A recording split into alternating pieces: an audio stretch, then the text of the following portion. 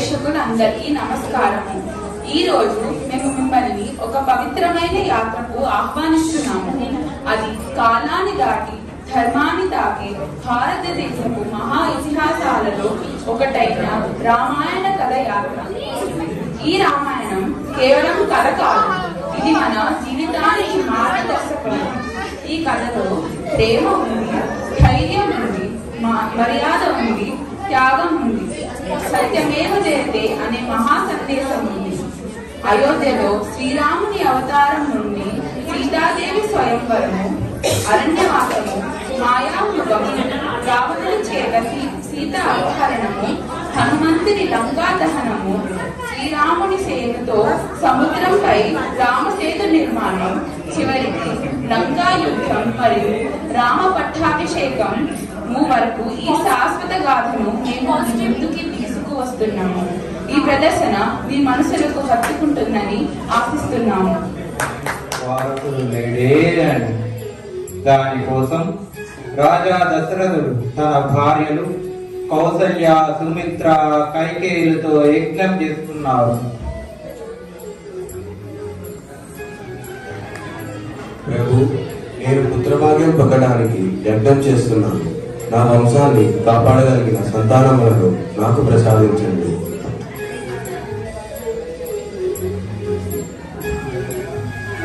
దశరథుడు యజ్ఞం చేసిన సమయంలో అగ్నిదేవ ప్రత్యక్షమై ఒక దివ్య పాయసం ఇచ్చారు. రాజా దశరథ, ఈ పాయసముని మీ అర్ధాంగిని కౌసల్య, కైకేయి ఇంకా సుమిత్రులకి అందించండి. త్వరలో మీ వంశం కాపాడగలిగిన పుత్రుడు జన్మిస్తారు. అయోధ్య నగరంలో రామ, భరత్ తత్వజ్ఞాని. ఒకసారి జనక మహారాజు తన భార్య సునయంతో కలిసి యజ్ఞభూమిని దున్నుతున్నప్పుడు భూదేవి ఒక శిశువుని ఎత్తుకొని ప్రత్యక్షమవుతుంది. ఓ జనక మహారాజా, మీ భక్తి ఇంకా ధర్మనిష్టను మెచ్చుకొని నేను భూదేవి ఈ దేవతా స్వరూపమైన ఈ చిన్నారిని నీకు అందిస్తున్నాను. ఓ భూమాత, ఈ తేజోవంతమైన చంద్రుని ముఖకంటి కలిగిన బాలిక ఎవరు? ఈమె సీత, పవిత్రత, వినయత, ధర్మానికి ప్రతిరూపం. ఈ కుటుంబానికి ఆనందాన్ని తెస్తుంది. ఇకపై ఈమె నీ కుమార్తె. ఓ భూమాత, శిరస్సు వచ్చి కృతజ్ఞతలు తెలుపుతున్నాను. నేను సీతను నా కన్న కూతురుగా ధర్మబద్ధంగా పెంచుతాను.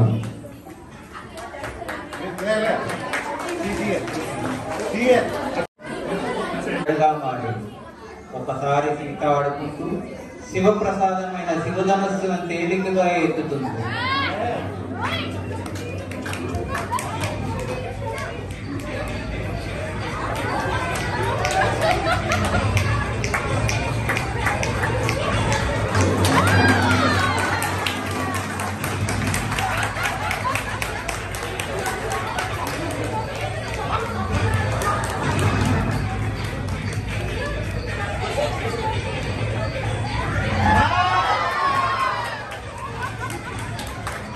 ఈ ధనస్సు జనకుడికి తన పూర్వీకుల దగ్గర నుండి వచ్చింది.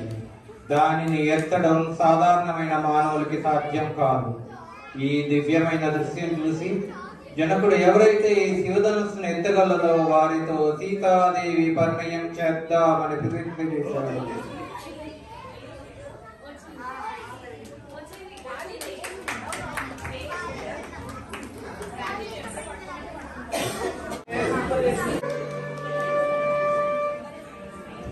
రామలక్ష్మణుల గురువు వశిష్ఠుని కొడుకుతో విద్యలు నేర్చుకుని అస్త్రశస్త్ర విద్యలో నిపుణులయ్యారు. ఒకరోజు గురువు విశ్వామిత్రుడు అయోధ్యకి వచ్చారు. రాజా దశరథ, రాక్షసులు తాటక మరియు సుబహు మా యజ్ఞము నాశనం చేస్తున్నారు. ఆ రాక్షసుల నుంచి మమ్మల్ని కాపాడడానికి నీ పుత్రుడు రాముడిని సహాయం అడగడానికి వచ్చాను. స్వామి, రాముడు ఇంకా బాలుడే. ఈ రాక్షసుల నుంచి ఎలా కాపాడగలుగుతాడు? సాధ్యమేనా? రాజా, రాముడు దేవాంశ సాంబూతుడు. అతడు ధర్మాన్ని కాపాడగలడు. నా ధర్మం జనాలని కాపాడడం. నేను సిద్ధమే నాన్నగారు. అన్నా, నేను నీకు తోడుగా వస్తాను.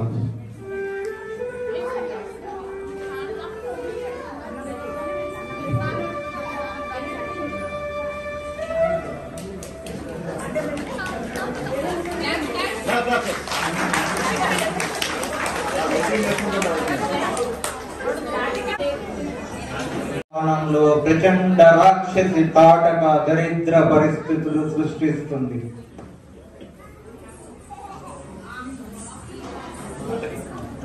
ఈ వనములో ప్రవేశించిన వారి జీవితం అంతమవుతుంది.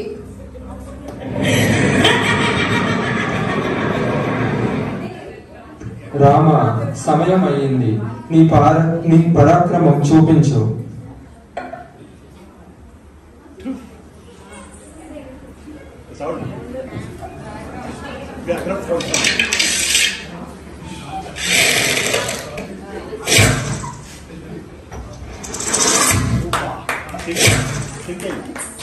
ధర్మ రక్షణ, అధర్మ నాశనం నా కర్తవ్యం.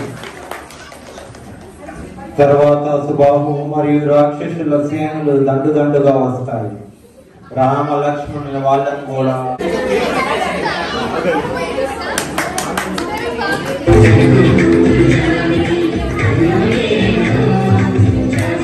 జనక మహారాజు తన ప్రతిజ్ఞను సీతా స్వయంవరం ప్రకటించారు.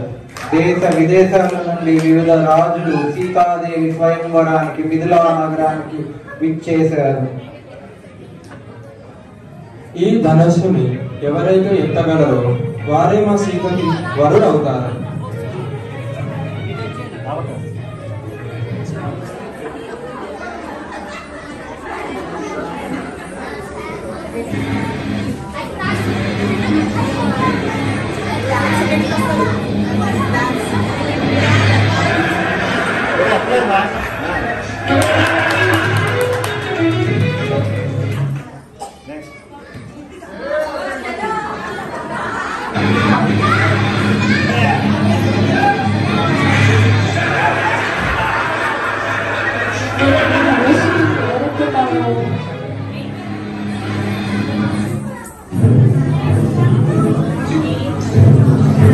రాజపుత్రులారా, మహారాజుల్లారా, నేనే లంకాధిపతి రావణ బ్రాహ్మ, లంకకు అధిపతి, మహాదేవుని ప్రియ భక్తుని.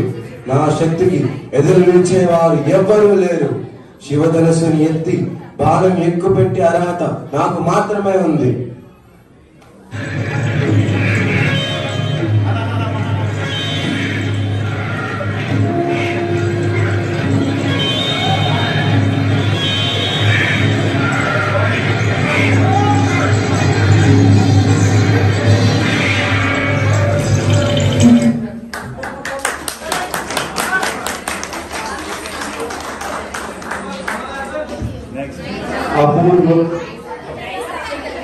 అపూర్వ సౌందర్యానికి ప్రతీక, ధర్మానికి మార్గదర్శి, సత్యానికి నిలయం, జగతికి ఆదర్శప్రాయమైన శ్రీరామచంద్రుడు విచ్చేస్తున్నారు.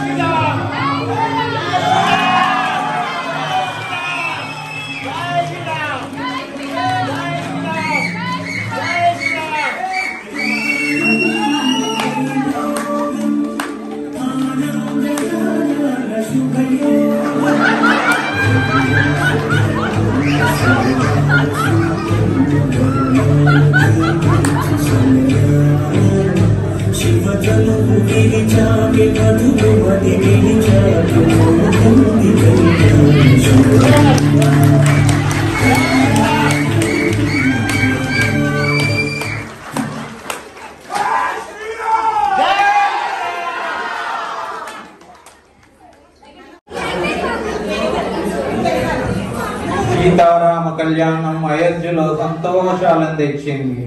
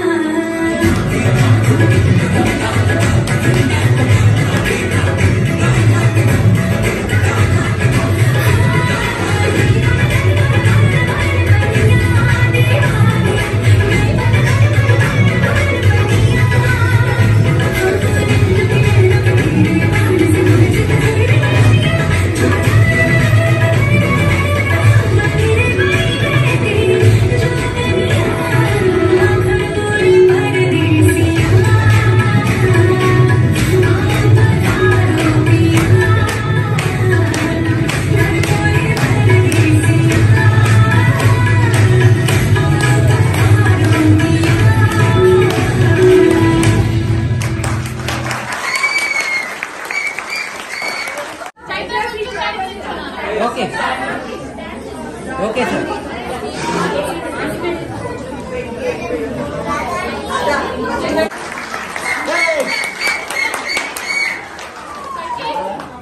రాణి కైకేయి, రాముడు రాజైతే నీ కుమారుడు భరతుడు ఎక్కడుంటాడో ఆలోచించావా? రాముడికి సేవకుడుగా మిగిలిపోతాడు. రాముడు కూడా నా కొడుకు లాంటి వాడే కదా.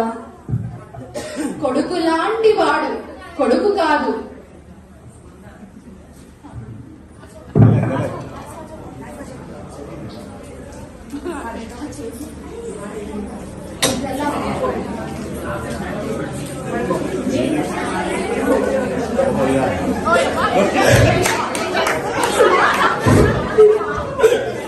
అయితే ఏమైంది? ఎందుకు బాధపడుతున్నావు? నేనేమైనా తప్పు చేశానా? మహారాజా, మాటలతో నా బాధను తీర్చలేదు. మీరు 2 వరాలు ఇస్తారని మాట ఇచ్చారు కదా, అది నాకు ఇప్పుడు కావాలి. ఏం వరాలు కావాలో కోరుకో. మహారాజా, నా మొదటి వరం నా కుమారుడు భరతుడు అయోధ్యకు రాజు అవ్వాలి. 2వ వరం రాముడు తక్షణమే 14 సంవత్సరాల వనవాసం వెళ్ళాలి. భరతుడు కన్నా రాముడు ఎంతో ఇష్టముగా పెంచావు. అటువంటి నీవేనా రాముడి వనవాసం పంపుతున్నావు? నా కోరికలు తీరుస్తారా లేదా మాట తప్పుతారా? మీ ఇష్టం.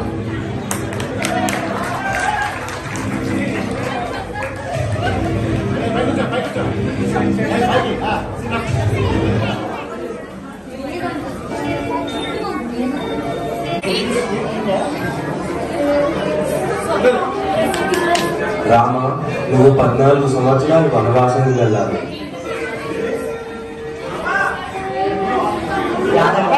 వెళ్ళొస్తాను. మీరు ఎక్కడ ఉంటే అక్కడే ఉంటాను ప్రభు. అన్నా, నేను మీకు రక్షగా వస్తాను.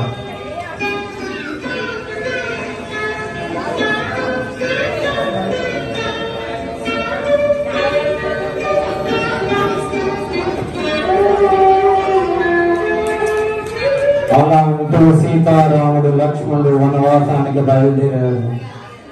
అయోధ్యలో ప్రజలందరూ దుఃఖంలో మునిగిపోయారు. ఈ సంఘటనతో దశరథునికి చాలా బాధ కలిగింది.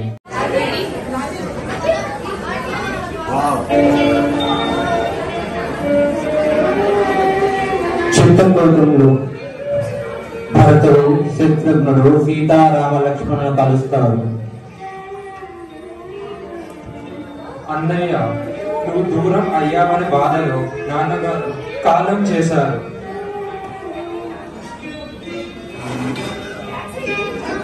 నాన్నగారు,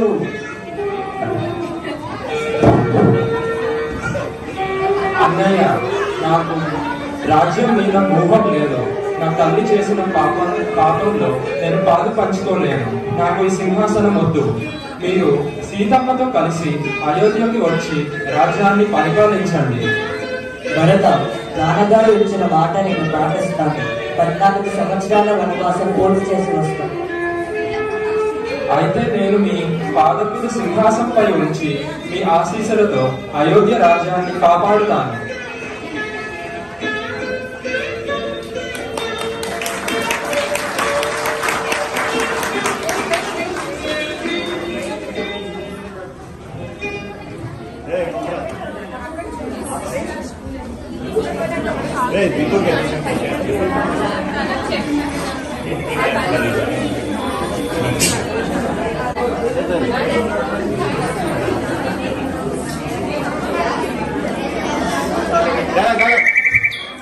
సీతమ్మ, శ్రీరాముడు, లక్ష్మణుడు ప్రశాంతంగా వనంలో నివసిస్తున్న సమయంలో శూర్పణఖ రాక్షసి వస్తుంది. ఆమె రాముడు సౌందర్యం చూసి ప్రేమించి పెళ్లి చేసుకోమని కోరుతుంది.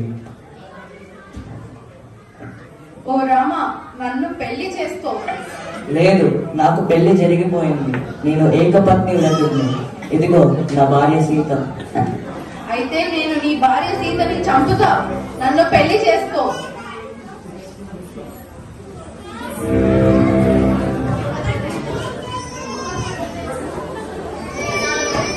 ఇలా అంటూ శూర్పణఖ సీత వైపు అడుగులు వేసింది. అది చూసి లక్ష్మణుడు కోపంతో తన దగ్గర ఉన్న బాణంతో శూర్పణఖ ముక్కు చెవులు మూసేస్తాడు. శూర్పణఖ నొప్పితో విలవలలాడుతూ రావణుడి దగ్గరికి వెళ్తుంది.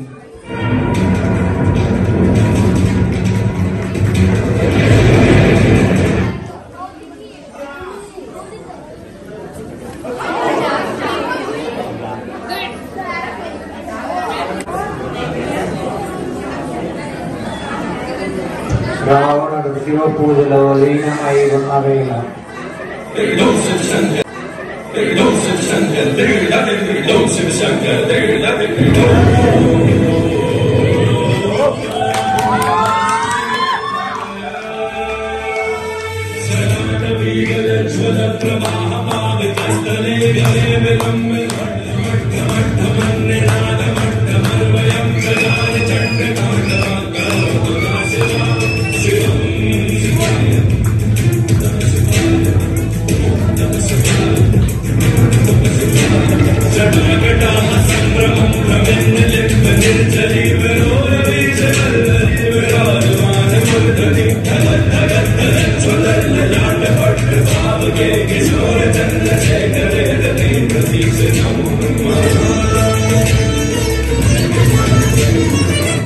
ఏమైంది తల్లి? నీ మొహం నిండా గాయాలు ఏంటి?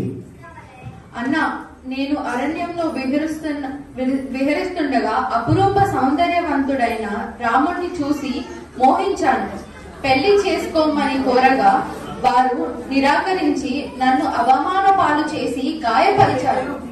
మీకు ఇంత దారుణమైన పరిస్థితిని కల్పించిన వారిని అంతం చేస్తాను. నేను అపహరించి తీసుకువస్తాను.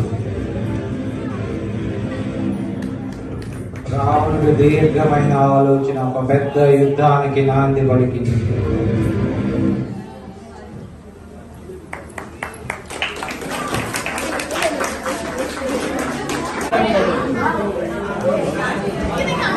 రావణుడు మారీచుడితో కలిసి సీతాదేవిని ఎలా అపహరించాలో నిర్ణయించుకున్నారు.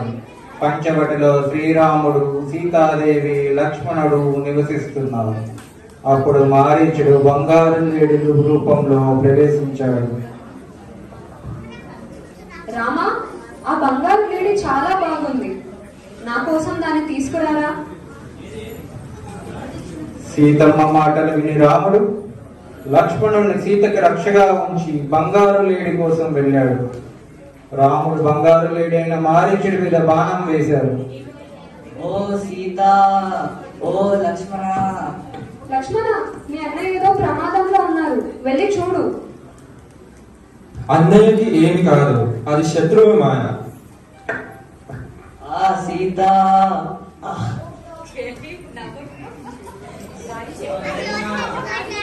లక్ష్మణ, అన్నయ్యను కాపాడు.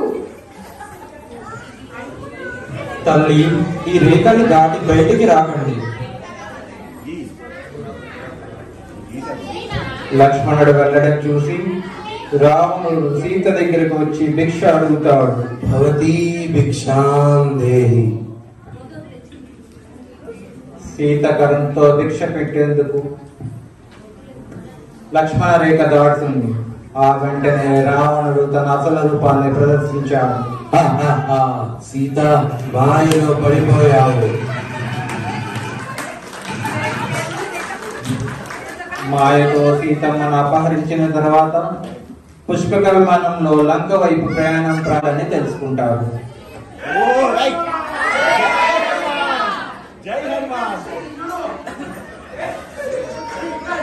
రామ లక్ష్మణులు సీతాదేవిని వెతుకుతూ ముందుకు సాగుతున్నారు.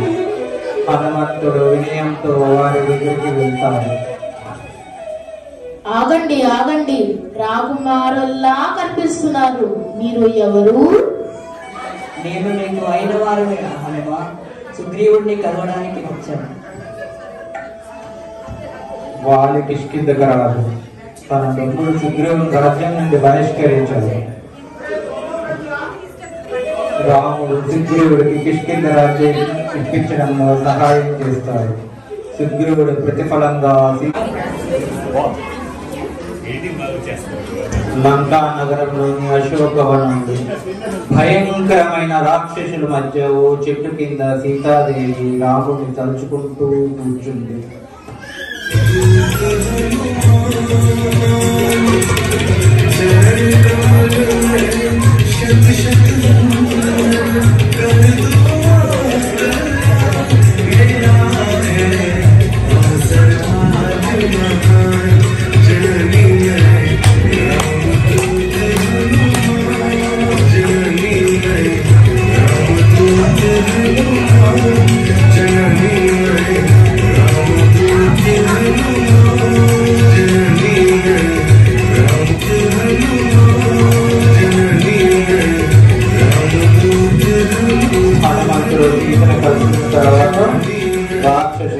హనుమంతుడిని బంధిస్తారు. అతని తోకకు నిప్పంటిస్తారు. ఆ నిప్పు హనుమంతుని ద్వారా రామునికి సీతా సమాచారం అందాక వానర సేన సహాయంతో యుద్ధభూమి భయంకరంగా మారింది. రాక్షసుల సేన మరియు వానర సేన భయంకరంగా యుద్ధం చేస్తున్నారు. అప్పుడు మాయలో నిపుణుడైన రావణుడు కొడుకు ఇంద్రజిత్తుడు యుద్ధంలో ప్రవేశిస్తాడు.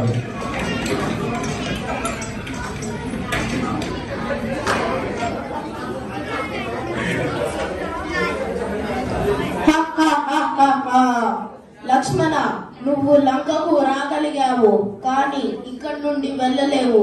నేను ఇంద్రుడినే బంధించాను. నీకు ఈరోజు యమరాజు దర్శనం ఇప్పిస్తాను.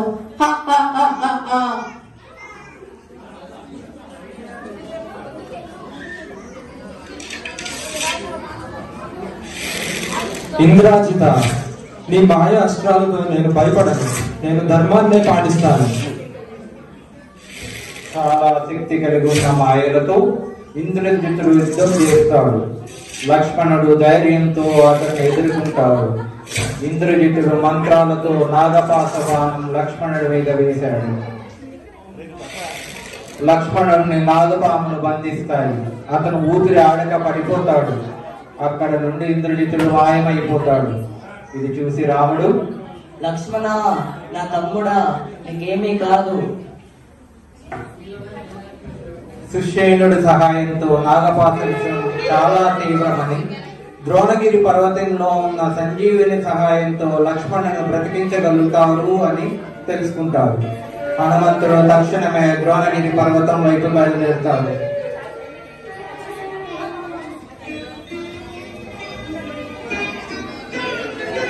హనుమంతుడు హిమాలయాలకు వెళ్లి అక్కడ ఉన్న చాలా మూలికలు తీసి ఏం చేయాలో తెలియక మొత్తం పర్వతాన్ని తీసుకుని వస్తాడు.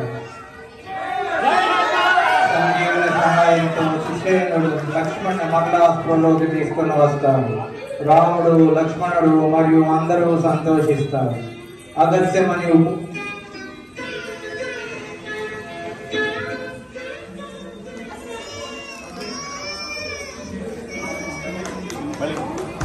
అగస్త్యముని ఉపదేశంతో లక్ష్మణుడు బ్రహ్మాస్త్రాన్ని ప్రయోగించి ఇంద్రజిత్తుని సంహరిస్తాడు.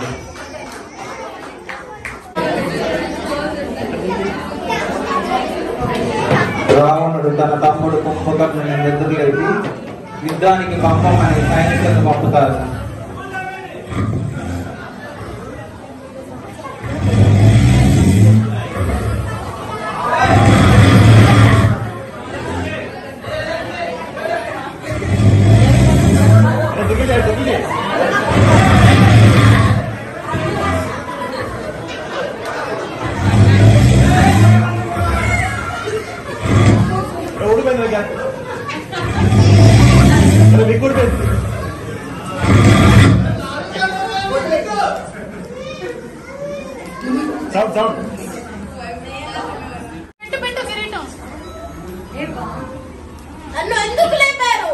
మహారాజా, లంకలో భయంకరమైన యుద్ధం నడుస్తుంది.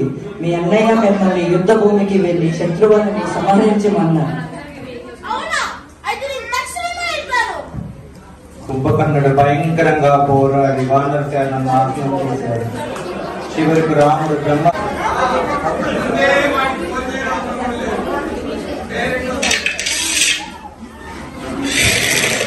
కుంభకర్ణుడు భయంకరంగా పోరాడి వానర సేనను నాశనం చేశాడు. చివరికి రాముడు బ్రహ్మాస్త్రాన్ని ఉపయోగించి కుంభకర్ణుడిని సంహరించాడు.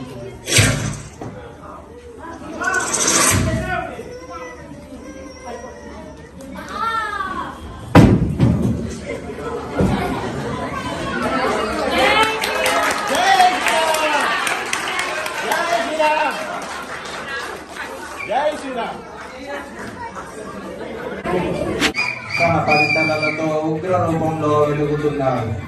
అతని కళ్ళు అగ్ని వలె మండుతున్నాయి. రామ, నువ్వు నా వంశాన్ని నాశనం చేశావు. నేను నిన్ను నాశనం చేయకుండా వదలను. ఓ రావణ, ఈ యుద్ధం ఒక సీత కోసమే కాదు, ఈ ధర్మం మరియు అధర్మమై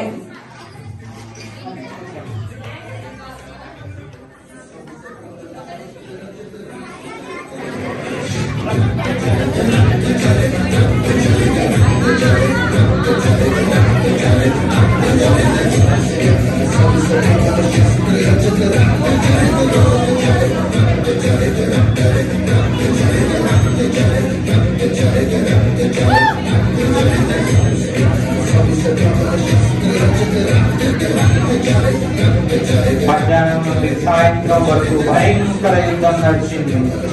రావణుడు మాయాస్త్రాలను ఉపయోగించాడు, కానీ రామబాణాలు వాటిని చిన్నాభిన్నం చేశాడు.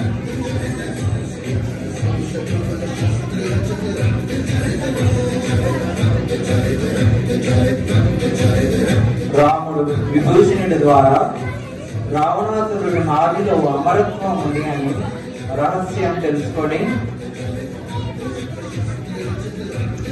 బ్రహ్మాస్త్రాన్ని ఉపయోగించి రావణాసురుని వధిస్తాడు.